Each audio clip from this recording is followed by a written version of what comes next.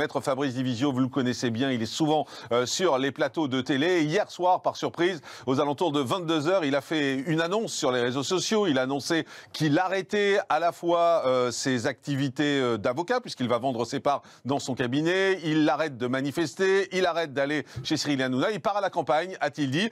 Bonjour, Maître Fabrice Divisio, merci d'être en direct avec nous. La seule question que j'avais envie de vous poser ce matin, c'est qu'est-ce qui se passe? Pourquoi?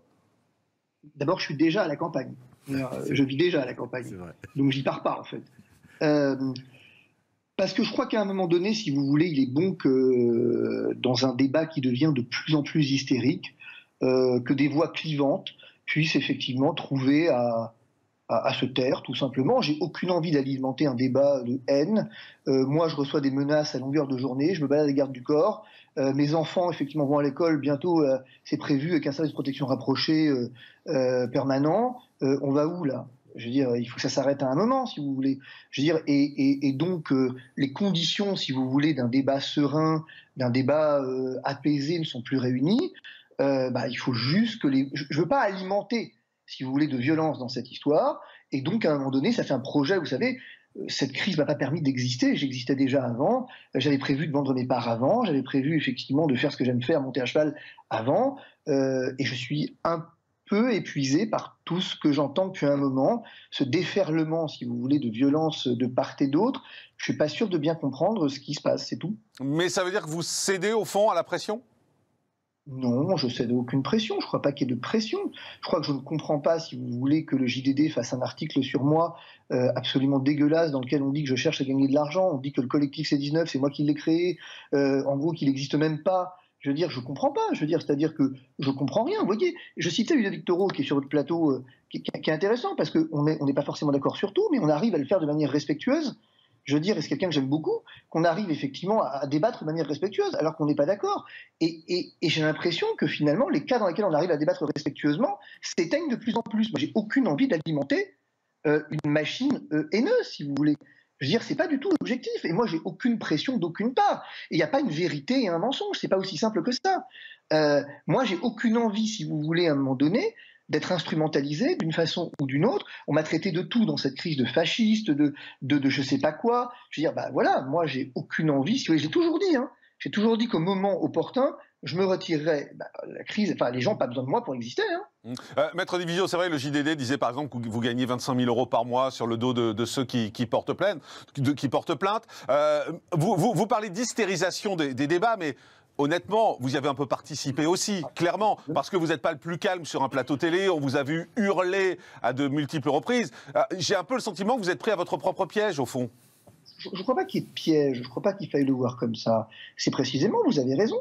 Peut-être qu'effectivement, incontestablement, j'ai participé à une forme, je ne sais pas si le mot hystérisation est juste, mais j'ai participé, comme beaucoup de monde. Je pense que, je ne sais pas si parmi vos invités, des gens pourraient se dire non, moi j'ai toujours débattu dans des conditions parfaitement bonnes. À un moment, il y a aussi une nécessité d'humilité. Moi, je suis dans une configuration où vous avez sans doute raison sur le fait que peut-être que ma manière d'exprimer certaines choses a contribué à une hystérisation. C'est pour ça qu'il ne faut plus l'exprimer de cette façon-là. C'est aussi bête que ça. Je crois que la crise, il y a des gens qui meurent, il y a des gens qui effectivement, il y a des solutions qui sont pas évidentes. Et si j'ai contribué à une hystérisation, justement, alors il faut arrêter d'hystériser. Et voilà, et on verra une fois que j'aurai quitté la scène, si je puis dire, si le débat s'apaisera. Mais moi, j'ai une petite idée sur la question. La réponse sera non, parce qu'on est entré dans une ère, justement, et je m'éclipse avant d'entrer dans celle-ci. Vraiment, je refuse, si vous voulez, pour ma part, d'être dans une considération où le débat respectueux, le débat, on est dans de la sophistique et même plus sur de la rhétorique en fait, où chacun cherche à avoir raison. Moi, voilà, mais encore une fois, vous avez raison. Peut-être que mon tempérament clivant, etc., a contribué à une forme. Encore une fois, j'aime pas ce mot hystérisation, mais voilà. Et donc, il est bon et sain à un moment donné de se remettre en question et de se dire, il faut que les choses peut-être s'apaisent. Et moi, j'ai aucune envie, si vous voulez, de tomber dans le panneau de la haine. Attendez, regardez, j'ai un bon exemple. Le JDD fait un article, tout le monde crache sur Emmanuelle Soufi. Mais absolument pas. Elle fait son boulot. Alors, elle ne l'a pas fait de manière très loyale, mais ça, c'est un autre problème. Qui est la journaliste du JDD. Mais peu importe. Je veux dire, elle a le droit de faire son boulot, point. Mais est-ce que vous, juste Fabrice Divisio, est-ce que vous n'abandonnez pas au moment où, en fait, c'est perdu?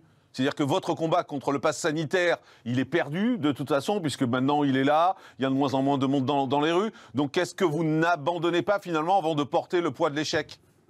Oh bah, le poids de l'échec, je le porte depuis le départ, vous savez. Je veux dire, le poids de l'échec, on le porte depuis le poids de départ. Le pass sanitaire, il était inscrit dans le marbre au premier jour. On savait tous que ça allait nous tomber sur le coin du nez. Enfin, je veux dire, soyons raisonnables. Moi, je veux dire, j'ai jamais cru, si vous voulez, concrètement, quand on vous dit que les terrasses sont vides, etc., moi, j'ai jamais cru à ça. Et si vous écoutez mes propos, je vous ai jamais dit ça. Ce que je vous ai dit, c'est que les Français sont majoritairement favorables au pass sanitaire et que ça introduit, à mon avis, un changement de paradigme civilisationnel qui me pose un problème. Et je fais pas de lien avec le vaccin ici.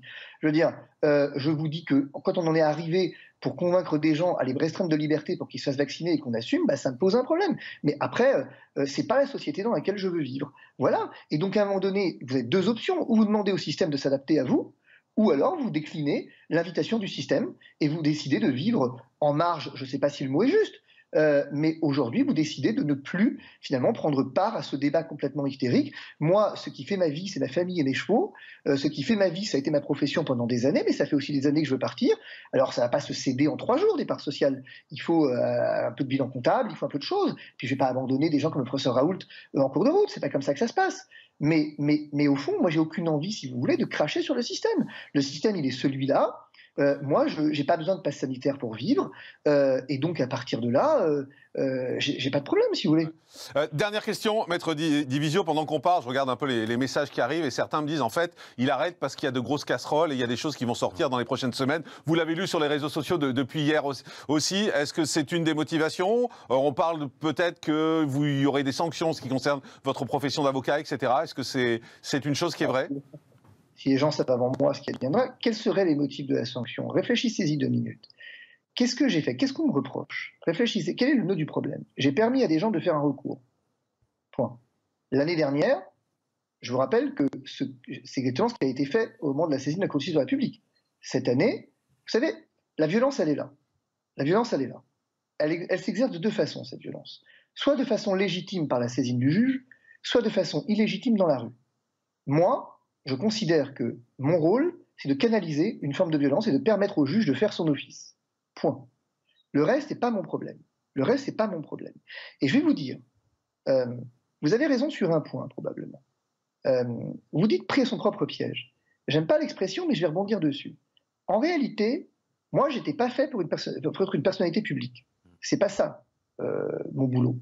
Mon boulot, c'est la défense. Et moi, je ne suis bien qu'avec mes chevaux. Et je ne suis bien, effectivement, que dans, d'une certaine façon, je ne vais pas dire le secret, mais la discrétion de ma vie avec ma famille et mes chevaux. J'ai renoncé à une carrière professionnelle et internationale dans un très gros cabinet d'avocats international pour m'occuper de mes enfants. Aujourd'hui, moi, j'ai un problème. C'est qu'au fond, je passe plus de temps en manif, je passe plus de temps sur les plateaux que dans la famille. Et donc, est-ce qu'à un moment donné, c'est ça la vie que je veux? Bah, peut-être pas. Peut-être qu'à un moment donné, il s'agit de recentrer ses priorités, et s'il plaît aux gens de fantasmer sur ceci ou sur cela et sur les raisons, c'est eux que ça concerne. Moi, j'estime avoir fait ce que j'avais à faire, et maintenant, ce qui serait une erreur, c'est de continuer à s'exposer de la sorte, en fait. J'ai pas envie de contribuer à une hystérisation du débat, et si j'ai contribué, bah c'est dommage, mais j'ai certainement pas envie de prolonger l'essai.